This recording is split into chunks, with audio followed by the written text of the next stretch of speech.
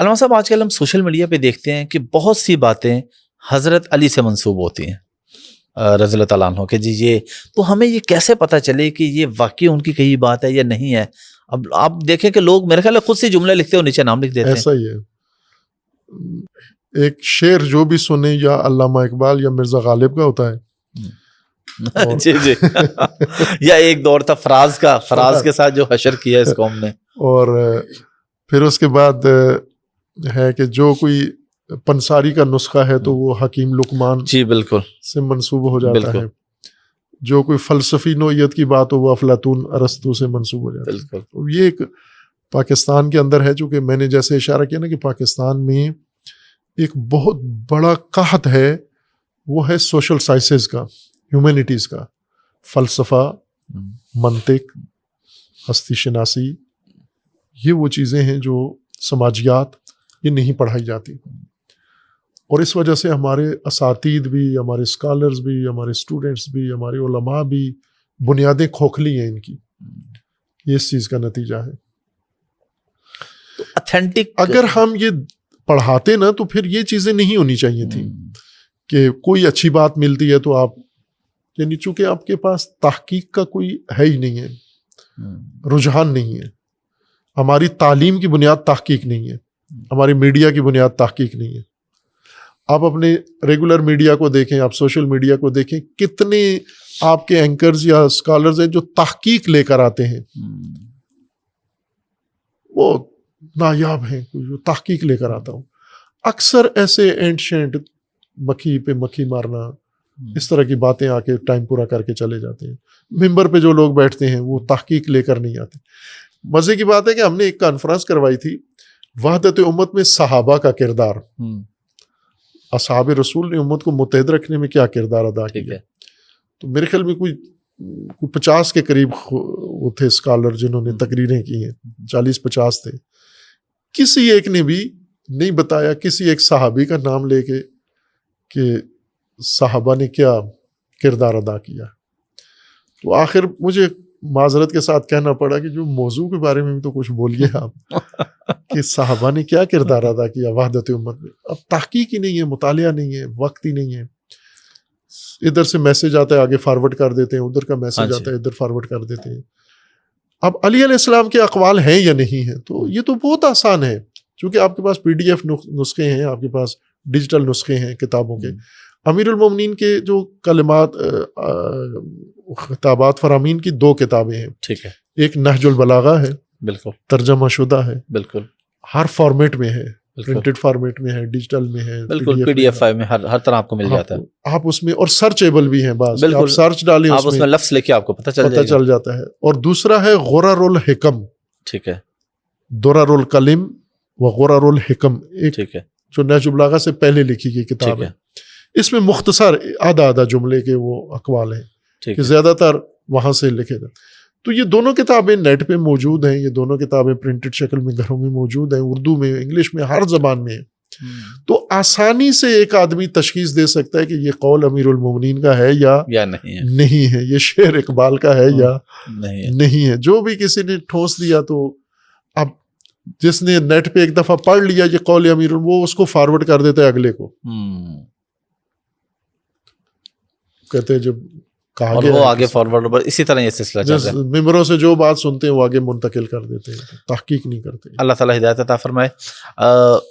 وحدت امت کے لیے ابھی آپ نے بڑی خوبصورت بات کی کہ آپ نے کانفرنس کرائی کہ صحابہ کا کردار. تو یہ بھی ایک بڑی اتھینٹک چیز ہوگی کہ آپ صحابہ کو مانتے ہیں، کہ آپ نے صحابہ کے کردار پہ کانفرنس کروائی. موجودہ حالات میں جس طرح فرقہ واریت ہے، نوجوان نسل کو کیا پیغام دیں گے؟ آپ کا ایک اچھا رول ہے، مولانا طارق میر صاحب کا بہت بڑا رول ہے اس کے اندر. ایک تو مولانا صاحب سے اپنے تعلق کے بارے میں بتا دیں کہ آپ کی کوئی آپس میں ملاقاتیں، کوئی آنا جانا، کوئی ایسا ہے؟ ایک دفعہ کچھ عرصہ پہلے میں حاضر بھی ہوا تھا ان کے صاحبزادے کی وفات پر. جی بالکل، آپ تشریف لائے تھے.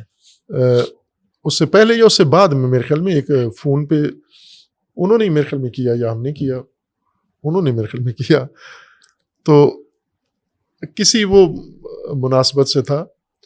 تو مجھے کہنے لگے کہ آپ جو کچھ کہتے ہیں اور پھر آپ کے خلاف آپ کے اپنے ہی مسلک والے جو یہ میرا سوال تھا لیکن آپ نے خود ہی کر دیا کہ آپ کے تو اپنے لوگ آپ سے ناراض رہتے ہیں. کھڑا کرتے ہیں اور وہ کرتے ہیں. تو پھر تو میں نے کہا کہ ہمیں آپ کو دیکھ کر نا حوصلہ ملتا ہے کہ جو کچھ آپ کے ساتھ ہوتا ہے اتنا ہمارے ساتھ نہیں ہوتا, اور آپ پھر بھی قائم ہیں تو ہمیں پھر آپ سے تقویت ملتی ہے. وہ بہت ہنسے فون کے اوپر. واقعاً وہ ایک مثال ہیں اس وقت. ممکن ہے میں ان کے مذہبی سوچ عقیدے سے متفق نہ ہوں, لیکن ان کا جو کردار ہے, جو رول ہے ان کا, وہ بہت خوبصورت, جو فرقہ واریت سے بالاتر ہو کے جو جوڑنے کی بات, محبت کی بات کرتے ہیں, تو وہ بڑی عالی شان ہے. اب ہم نے اس کو ایسے ہی نہیں شروع کیا دیکھا دیکھی, بلکہ جیسا میں نے عرض کیا کہ جب دین کی بنیاد سمجھی, قرآن کو پڑھا, رسول اللہ صلی اللہ علیہ وآلہ وسلم کی تعلیمات کو, اہل البیت علیہ السلام کو, تو اس میں ہمیں دین کی بنیاد میں یہ چیز نظر آئی کہ وحدت کی بنیاد پر سارا ڈھانچہ دین کا کھڑا کیا گیا ہے. تو اس کو نظر انداز کر کے باقی آپ دین شور مچائیں تو وہ تو دین نہیں رہتا جس میں وحدت ہو ہی نہیں. اور پھر یہ ایک ذرا بڑی گہری بات ہے یہ وحدت والی کہ ہم کیوں وحدت پہ تاکید کرتے ہیں. لیکن اللہ تبارک و تعالیٰ کا شکر ہے کہ یہ اللہ کی ہدایت ہے کہ ہم نے اس کو ضروری سمجھا ہے کہ پاکستان کے اندر مذہب کو بنیاد قرار دے کر بہت نفرت پھیلائی گئی ہے, بہت غلط فہمیاں ایجاد کی گئی ہیں, دوریاں پیدا کی گئی ہیں, اور یک طرفہ ہی ہوتا رہا. وہ کام میں شاید کل رات بھی آپ کی خدمت میں عرض کیا تھا کہ کوئی بھی معاشرہ بیلنس رہتا ہے نا جب دونوں کام ساتھ ساتھ ہو رہے ہیں. میں جیسے گندگی پھیلا رہے ہیں اور صفائی بھی ہو رہی ہے ساتھ ساتھ, تو وہ صاف ستھرا معاشرہ, گزارا ہو رہا ہے. گندگی تو ظاہر پھیلنی ہے, تو جب لوگ رہتے ہیں صفائی تو ہو رہی ہے نا, لیکن ساتھ صفائی بھی ہو رہی ہے. لیکن اگر صرف گندگی پھیلائی جا رہی ہے اور صفائی نہ ہو رہی ہو تو پھر تو زندگی محال ہو جاتی ہے, اجیرن ہو جاتی ہے. یہی حال مذہب کی دنیا میں ہے کہ نفرت پھیلائی جا رہی ہے, تفرقہ, دوریاں, غلط فہمیاں, بدگمانیاں اور غیر مستند باتیں, جہالت, جھوٹ, افطرا, بلیم, یہ دھڑا دھڑ, اور میڈیا آنے سے تو اس میں اور زیادہ تیزی آ گئی ہے.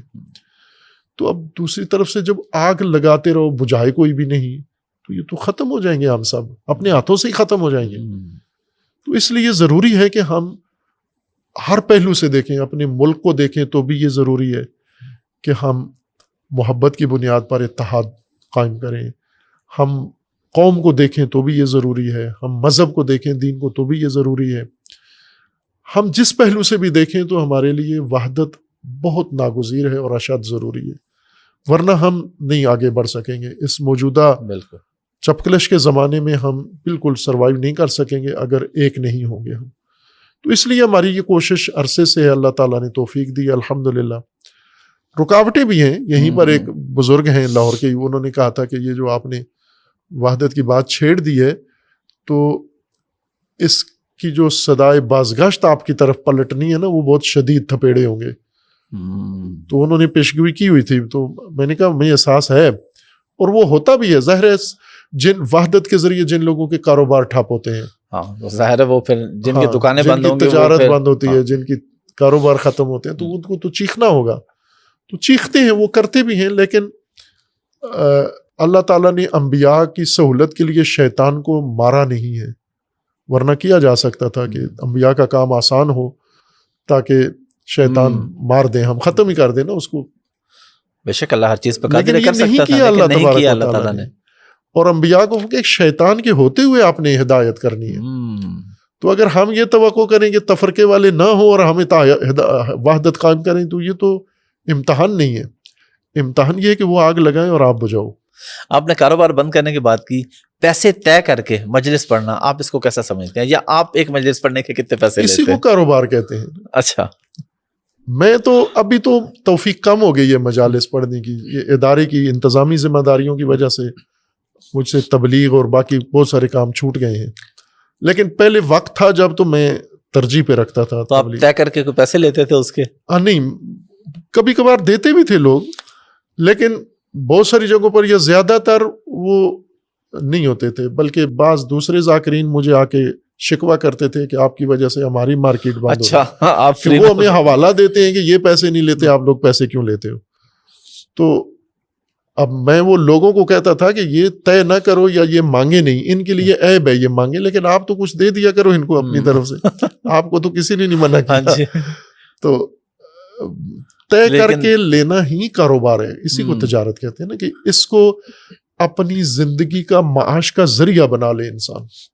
فرائض پہ معاوضے نہیں لے سکتے آپ، جو آپ کے فرائض ہیں اس پہ معاوضہ نہیں لے سکتے. اور آپ مجلس کو اپنے ہاں آپ ایک فریضہ سمجھتے ہیں؟ تبلیغ، امر بالمعروف، تعلیم، قرآن سکھانا یہ واجب ہے نا. عالم کے اوپر واجب کیا ہے؟ جس طرح رسول اللہ نے فرمایا کہ طلب العلم فریضۃ، تو اگر کوئی طالب علم ہے، علم حاصل کر رہے ہو، کہتے ہیں مجھے پیسے دو پھر میں علم حاصل کروں گا، یہ تو فریضہ ہے تیرا. عالم کا فریضہ ہے علم دے، طالب علم کا فریضہ ہے علم لے. یہ تو جیسے انبیاء کرام آئے ہیں، انبیاء کرام نے آ کر پہلی بات جو اپنی امتوں کو کہی ہے، لا اسألکم علیہ اجرا، ہم اجرت نہیں لیں گے، فیس نہیں لیں گے. اس بات ہمارا اجر اللہ کے پاس ہے، ہم ادھر سے اجر لیتے ہیں، تمہاری طرف سے نہیں ہے ہمارا.